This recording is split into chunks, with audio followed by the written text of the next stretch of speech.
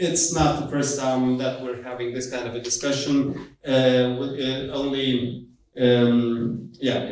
think we had the same discussion 3 years ago in exactly the same place, more or less the same people here. Only you join us for the first time, and that's very, very nice. Apart from me, only Karolis is a Lithuanian national. Then Dainis is a Latvian national. Please, you will be able to introduce yourself afterwards. And Kaida is actually Estonian national, so we have a perfect blend of everything to cover the Baltic region. Okay, we heard Lolita, and you obviously know what's happening in Lithuania, but it would be really nice to cover the region in full. I would like to start off with Dainis. I have introduced a bit, that Signe Vilnius, who's the director of the Latvian regulator, could not join us because of the government meeting for the revamping of the system in Latvia.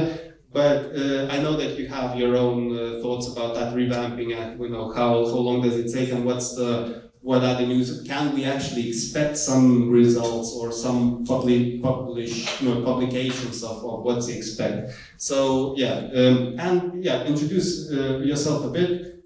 Plus introduce because you cover all 3 Baltic countries with your brand, actually with your few brands. So introduce it. Good morning, ladies and gentlemen. Vilnius representing Gamlabs, that's the part of Entain Group, which is the second largest iGaming company in the world. We as a gaming hub with Entain, we are the biggest in the Baltics in terms of the GGR, in terms of the number of licenses and numbers of brands. So roughly like 30% of the markets in Baltics. Speaking about the never-ending story about the changes in the regulation and the laws in Latvia. So, unfortunately, 2022 is a specific year. We have a parliament elections on the 1st of October. So it means that all the changes, especially with such sensitive topics like gambling, is becoming more challenging and more complicated. So everyone expects changes for the advertising law. So the guys who work in Latvia, they know the law. For the others, the law was written in the early 90s when no one was aware that there will be such a thing as online gambling. So the law is very simple about advertising. It has only one sentence. Yes, so the gambling advertising is prohibited. Yes, so the idea was that you're passing by the street, you see the light box saying casino, and that's the only way how you can know that there is a service, a gambling service inside this building or specific space. Yes, so when it comes to online, you can pay for the license, you can start a company, you can start a business, but according to the law, it's no option to talk about that, to let the customers know that you exist. So that's a bit absurd situation. I believe the regulator knows about that, understands, and we all here in order to change this. There are some speculations about the minimum age. Yes, so some of the stakeholders want to increase from 18 to 21 for all the gaming products, including men. And then as always, especially when the elections are coming. Another wave of speculations regarding the taxes. Okay, so thank you very much for that brief overview. It's unknown if we will, and when we will have that kind of information from the regulators and the policymakers of when something is going to change, how. Okay, so now I would like to speak with all of you about the situation in Lithuania, which is coming from the last topic that we covered with Lolita, is the situation with promotions. the incentives, the bonuses, and stuff. I will not. I will turn to Carlos for to begin with. So I will not over exaggerate that the whole industry right now is in court due to that kind of a thing, or are going to court in the few months because of how it's structured. What is actually that a restriction that there is no incentive allowed, and how the regulator interprets that. So, Carlos, introduce yourself a bit, and let's proceed with that kind of interesting topic, at least for me. Yes, good morning. Oh, yeah, good. No. I'll take yours. The comment is almost ended. Good morning, everyone. So, my name is Carlos Zogaitis. I'm representing the CBET, which is one of the local brands established back in 2015. Started the business here online since 2016. Competing with the local brands, with the foreign brands, including the canteen and then the part of the labs. So, regarding the prohibition of all kind of different ways and forms of incentives, which came into force last year, July. The situation at the moment is quite difficult because there is no definition of what incentive means from a regulator perspective. So basically, now if we release, let's say, a new batch of the games, and we just want to put a ribbon or the label on top of the icon saying that it's fresh, it's not allowed. We are in that way, we are kind of promoting the games. If we do have, let's say, the instant deposits, we cannot say about that. If we, let's say, release a new games from a completely new provider, we cannot indicate that. So basically, the problem is that there's no, let's say, comprehensive explanation of what is allowed and what is not allowed, because at the moment we just understand that basically nothing is allowed. So that is the problem number one, and we of course will be defending our position in court. But I guess that in terms that operators and the regulator always must talk. It's like a must-do thing. Nowadays, I guess that the situation could be changed in a way if the proper explanation and the idea of how of that basically that the information must be explicitly provided for the operators. What is the information and what is the advertisement? Because basically, if we release the new games, if we do have the function which basically neither way gives us any kind of, not us the direct benefit, but for the player direct benefit, we just want to indicate that. So if there will be the distinction between the information and the advertisement, that would help us. Because in our case, not in 100% of the cases, we just want to receive a direct benefit from any kind of incentives. Sometimes we just want to ensure that the customer experience is set into the place, the correct customer experience, because nowadays it is a must just establish 100% of good customer experience, because without the promotions, without any kind of incentives that would be given for the player, we just want to provide the best services possible, including to release the exclusive content, etc., etc. But if we cannot indicate that information and to share with the target audience, basically we just left with that. No. I totally agree with that, and it's not the playground. It's the rules in the playground is not the same for the licensed operators and the foreign players, the foreign operators, and that's a big big problem. But before going to Dainis and Kaido in this respect, I want to ask you, Carlos. We see that there is, the discussion with the regulator is not going forward. They are not taking any kind of, let's say, position. Basically, they just there is no position. So, do you think that the industry will be able to sort everything out in court, or we will need some sort of a lobby into fixing that problem, which was caused by the changes in the Gambling Act?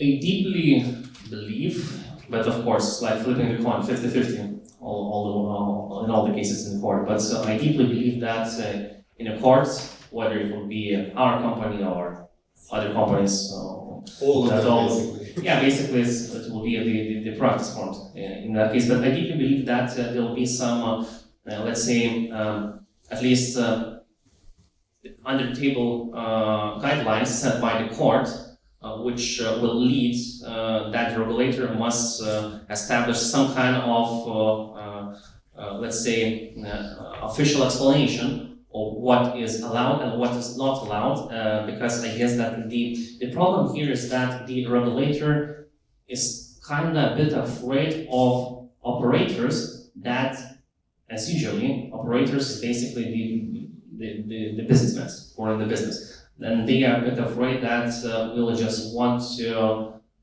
find the gap needed for the business to make more money. But in this specific situation, we just want to have the proper vision, what is allowed, and how to form or reform, restructurize the whole business from our point of view. So I guess that if they will be in the talks with us and not having, let's say, a predetermined opinion about that we only seek for our own purposes, that would be one of the game changers here. Okay, thank you very much. Now let's turn to Dainis and then to Kaido for the same topic. You have, for instance, you have recently, I'm mixing two topics, but still, you have recently launched a second brand in Lithuania that needed a second license, a second company, and stuff like that. So you were the first one to do that. And still the only ones, and still you're in a position like everybody else. The incentives are not there. It's relatively, for everybody. There is an unclarity. There is no clarity of what you can and what you can't do. I always joke that you will be prohibited to provide odds because that's something that's something extra. So. So what's the situation with NLabs in this kind of case? And what are your plans and thoughts? I believe everyone, with the exception of 7bet, introduced their brands before the first wave of the changes in the communication regulation, let's say. Yes. So that's a completely different experience what we now see with the large party casino in Lithuania. Yes. So I believe the idea was when we all were talking about these changes with these incentives, we all thought that it will be only about like some financial incentives, bonuses, prizes, etc. Yeah, now everything is incentive. To be honest, this forum is incentive. Yeah, so we all here should be punished for this. This top horn banners, this is a pure incentive. Yeah, so again, this guy should be punished for this. But that's the reality. Yeah, so you incentivize me to play your account. Yes, so why so? It's illegal in Lithuania. That's a bit absurd situation. No one likes and no one wants to go to the court. Yeah, we're not lawyers. Yes, so we don't make money there in the court. Yes, so we spend money there. We spend our time. We spend our emotions, our energy. We got gray hairs on the heads during this court cases. Yeah, but unfortunately, that's I believe the only option. Yes, so we have to prove that the idea maybe in the beginning was kind of logical, but as always, the execution was far behind the original plan. Okay, so you're in a good position to have a comparative overview of the incentives in Lithuania, what's going on right now, and Latvia and Estonia, and then turning to Kaida, because you both cover all three Baltic states. You have already reference to the Latvian Gambling Act. The advertising is prohibited. Yeah, so we know that it was there forever. This sentence. But in terms of the incentives, the bonuses. I know that it's a if you read the Gambling Act, it's a mess. You don't really understand what's the bonus, what can you give that bonus, what's an incentive. But I know that in general the practice is there. It's people, even though it's not written like that, but the practice has formed and everybody understands the basic rules how to proceed. Can you please elaborate on because people are willing to understand the Baltic region in comparative perspective, so that would be a good thing. Yes, so when it comes to the marketing communications, and especially like when it comes to the I would say internal communication and CRM, etc. So yeah, the bonus is like the key thing. Yeah, so it's well known across all the markets, across all the jurisdictions, with some different limitations and different changes. But everything was okay in Lithuania before. There are some certain things in Latvia. Yeah, you can, for example, do any races. Yeah, so you can't your prize in any gambling could not be linked to the result of any other player's game. Yes, so it doesn't matter for me how well you're playing or how much you're playing. I have to be sure about the prizes I will get in the game. Yes, so that's why there are no any races possible in Latvia. There is no any free games possible in Latvia according to the law. Yes, so it comes like some certain challenges with some free rolls tournaments and poker, etc. So Estonia, as always, so you already mentioned, it's like super democratic, it's super open, it's very close to the MGA in terms of everything, in terms of the GGR taxes as well, as you mentioned, so everything is possible there. In terms of communication, everything is super logical, so you can advertise your brand, you can advertise some brand messages, etc. No any hard call to actions, no any casino elements, casino game features, etc. So with the external communication. When it comes to internal communications, both in Latvia and Estonia, you can do almost everything. Yeah, thanks a lot. And obviously, now turning to Kaida, who is Estonian, and this cool approach of all Estonians annoys Lithuanians, because everybody understands that it's relatively they don't think of many let's say complex matters. They the usual approach is, if it works, don't just break it, and that's it. So Kaido, how do you see this situation with the incentives, with the advertising in general, and with the general atmosphere that it caused in Lithuania, and a bit continuation for the Danish thing about Latvia and Estonia? Thank you. Welcome to all. My name is Kaido, and yes, I'm representing BetSafe Group, which is operating with BetSafe brand in the Baltics and Super Casino in Estonia. And I just will continue what Tanis and Karol spoke, were actually pointing out in different ways that situation what we have seen recently. And I'm actually very happy that we are talking that much about Lithuania, because these changes have been happening in that specific market in recent times. That let's say, in one hand, we have Lithuania with very complicated regulation. I think the main issue for operators' point of view is unclarity. I think the code itself shouldn't be something which will become natural in that sense, that to get understanding. This is code shouldn't be part of policy making process, if I would name it this way. From Latvian point of view, I think already beginning you were referring Andrus yourself that this process where they are, this has been taking way too long time. That let's say law or regulation what is on paper and reality in the market they are not the same. And I believe that Latvian lawmakers need to make steps to kind of adjust all the situation in the market and make it more reasonable especially from marketing point of view. With Estonia, yes, from regulation point of view, no changes, and actually this is the key for all the market and for operators as well. That stability and clarity, these are actually big values what everybody is evaluating very high, and this is very important. From an Estonian point of view, what I see is definitely that competition itself is very high.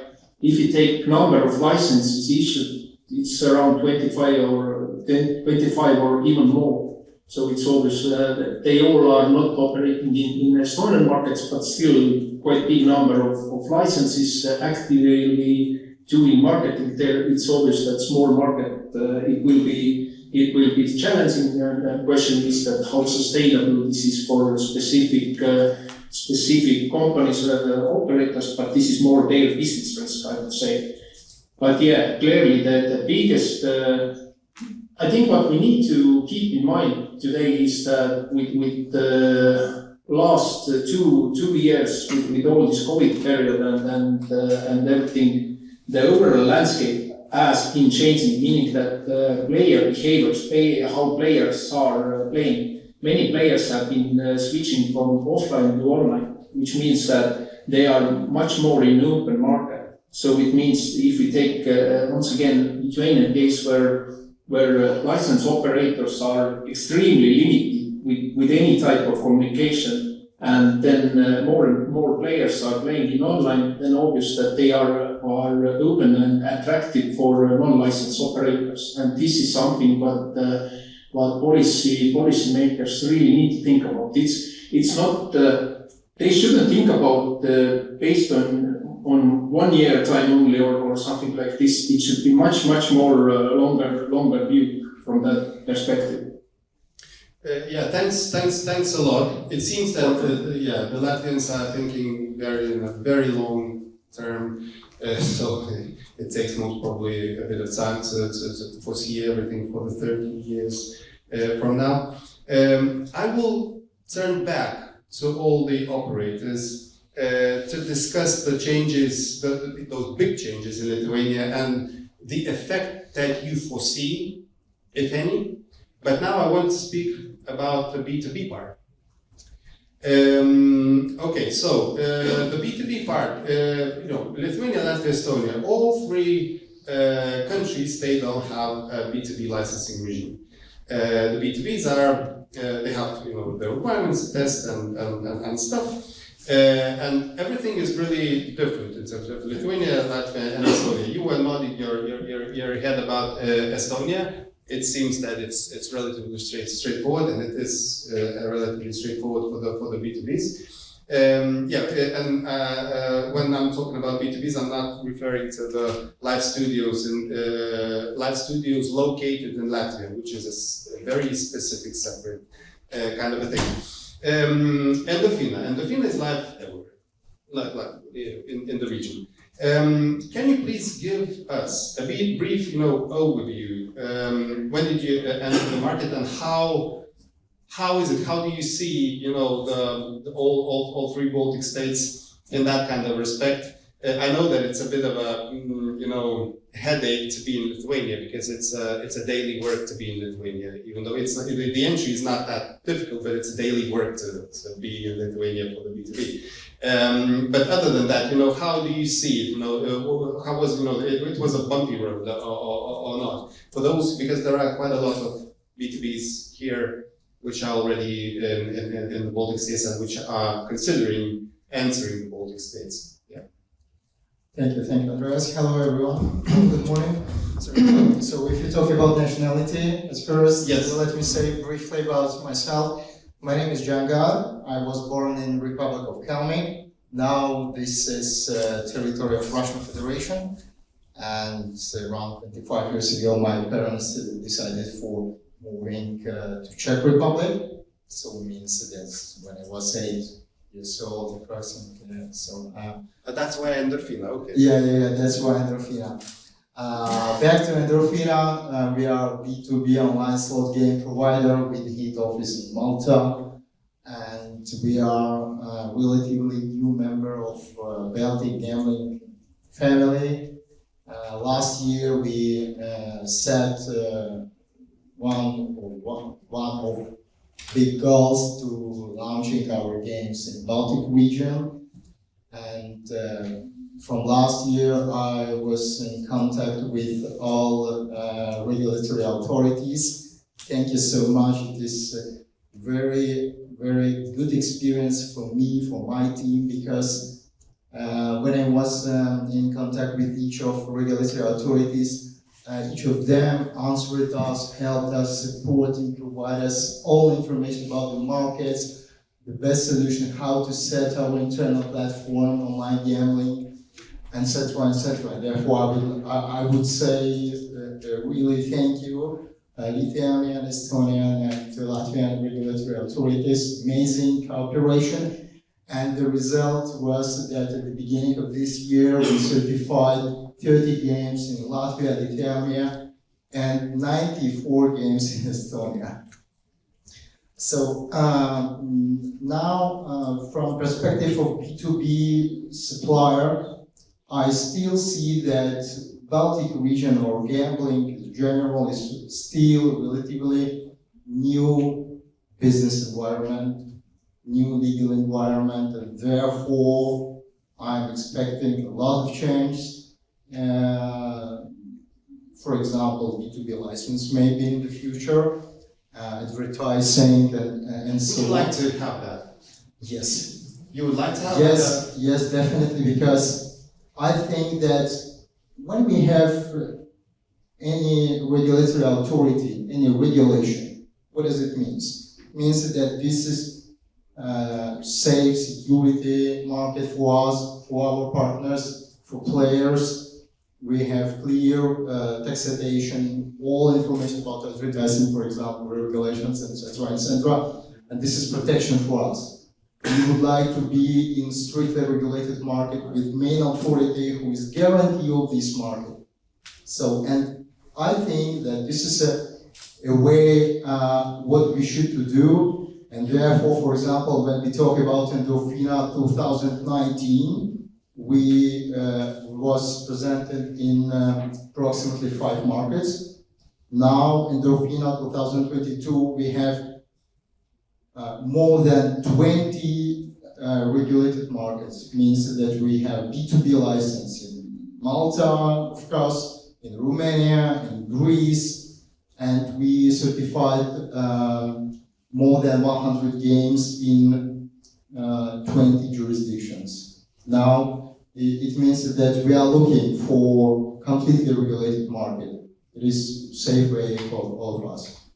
Okay, thanks a lot. But I have to say that in the foreseeable future, we don't see B2B licensing regime in the Baltic states. Even though I don't really, I completely agree with you with the points that you have raised. Why you think that the clarity, the stability, the guarantee, like some extent of guarantees from the regulators and policymakers in terms of the B2Bs, but these are more or less in place even without the licensing regime currently in the Baltic states. So I wouldn't see it as a real problem. What I really wanted to ask you, for instance, you're not from the region. You're basically, let's say you're from Czech Republic. Do you see when you were entering the market? Did you see Lithuania, Latvia, Estonia as one region, or you did step by step, entering in I don't know, making some research into into specific market or something like that, or you just Definitely step by step. For us, every our client, operator who is authorized in each market is regional case. We should set our platform regionally based on demands and questions from our partners, and therefore, really every client for us is one regional case. And if we talk about all markets, so we should provide to our partners a little bit different information, a little bit different IT support, and I see that each of these markets is completely different for us. Because we are in contact with operators on one side and with regulatory body on second, on the next side, and we need a little bit promote our games to players, to next operators, and etc. Okay, so to sum up, what is a single, let's say, single advice to all the B2Bs that are not currently in the Baltics, or one country pending or something like that? What's a single advice that you would give, prior to stepping up to make the first steps in order to enter the market? So I think generally setting clever IT platform and security of our online games.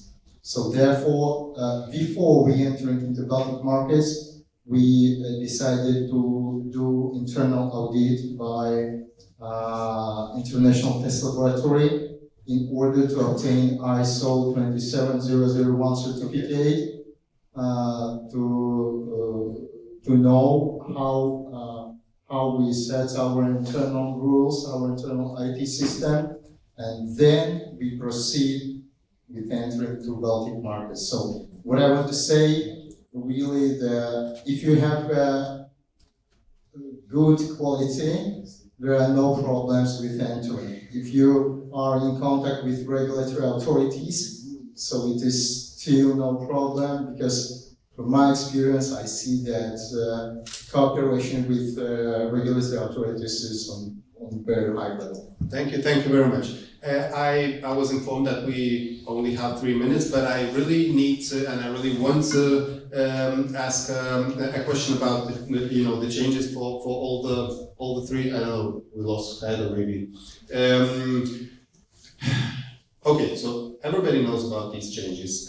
These are it potentially may have two effects. One, there's a possibility that the newcomers will come to Lithuania.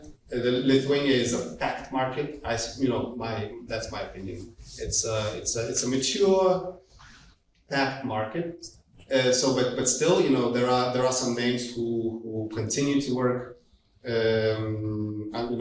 outside of the regime that still have players, even with a blacklist in place. So one thing is, do you foresee, immediate effect that some newcomers will come? And the second question is, what are your position in terms of getting rid of the land-based presence? Because not everybody likes land-based presence. So not all the operators are willing to continue with that. So Dianis, I suppose I would like to start with you. The first question was about the upcoming changes. Yes. So it's the same. So Lithuania is the biggest country within the Baltics, in terms of the territory, population, and the gambling GGR, which is NGR today. Yes, if we compare versus Latvia, we're Estonia 2 times less licenses than Latvia and 4 times less licenses than Estonia. Yes, so definitely we'll have a problem here. Yes, so I'm not a big believer that there will be a huge number of new licenses after the 1st of July. Yeah, first of all, that unfortunately still the rules are not clear. Yes, and they will come up only after exactly in July. So we'll see. But I'm not that optimistic here. Like maybe I want not be that optimistic, so I want to have less competition. But yeah, speaking about the offline business, yes. So I will not disclose our numbers, but yes. So we do have two different offline businesses because we have two separate licenses. Yeah, we consider that one that will go down after the 1st of July. Understood. So yeah, you have two ones, but still you're based on the betting shop side of the land-based business. Because for instance, Carolus has the other way around with machines. So most probably that's a bit of a different story. Yeah, the different situation. But Carolus, can you proceed with the same two questions? Yeah, basically regarding the upcoming changes from this year, July 1st, I'm thinking the same as Vilnius in terms of e-commerce. Basically, I did not have like a deep doubt that there might be some big names which will step into the market. The names who are quite familiar for the local people who were basically operating before 2016. So it's like it's a good entry point for them. It's not the secret that at least a few companies are considering of stepping into the market. But in terms of the big names will never deal with the Baltic states or even the Lithuania market. Yeah, the first part is that they must be aware of the regulations. The rules for advertising is quite strict. Also, AML structure is quite hard in terms of customer registration process, verification, etc., etc.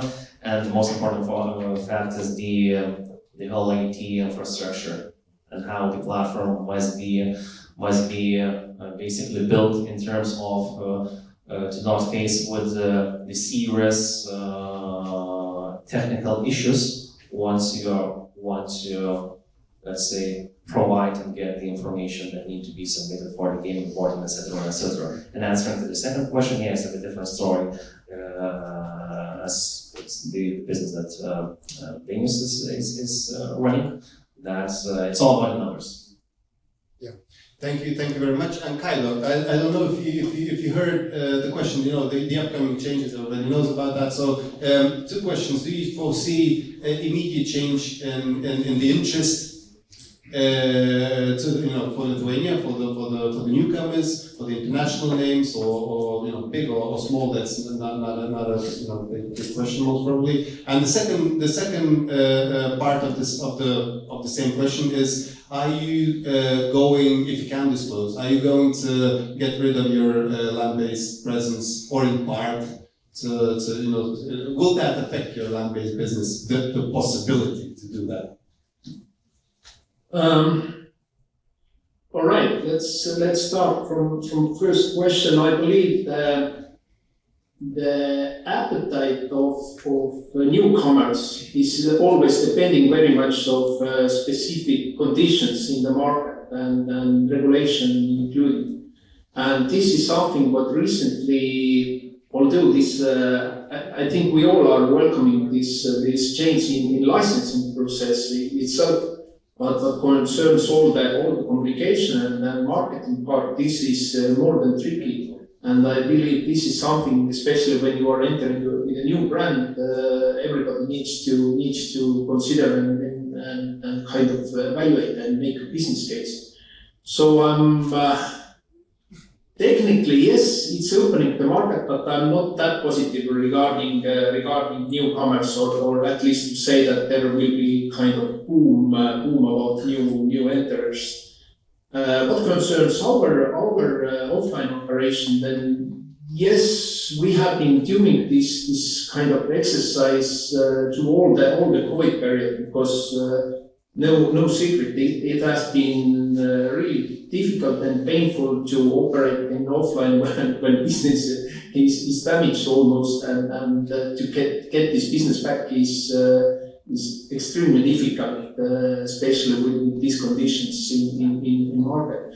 So I can't say right now we have been kind of restructuring this business, and I can't say that in some day we maybe will just step out from offline and continue with online only. But right now we haven't made this decision yet. Okay, thank you very much, and thank you, everybody. Thank you, my old friends and the new friend. I have to turn to Zoltan. Anders, just as a last word, I would use this opportunity and in Lithuania context would point that it's not only that what policymakers can do or politicians. There is a lot what operators can do, and I see that there is clear need in Lithuania for one strong gaming association. What is having all the key operators in the market, because this is clearly missing in Lithuanian market, that there is a strong partnership and strong dialogue happening between policymakers and the association. Yeah, I hear you. There are intentions from many kinds of things, but yeah, the strong one is still existent. Thank you very much. I really liked it. I'll stay with my my thoughts that I really liked that panel, and I really liked the previous one. I hope I will like the third one, and I have to. You're definitely going to like it. Yeah, and yeah, because I heard that Andreas has to go somewhere. Yeah, so Andreas has to fly at 11 o'clock, so we are going to be in a hurry.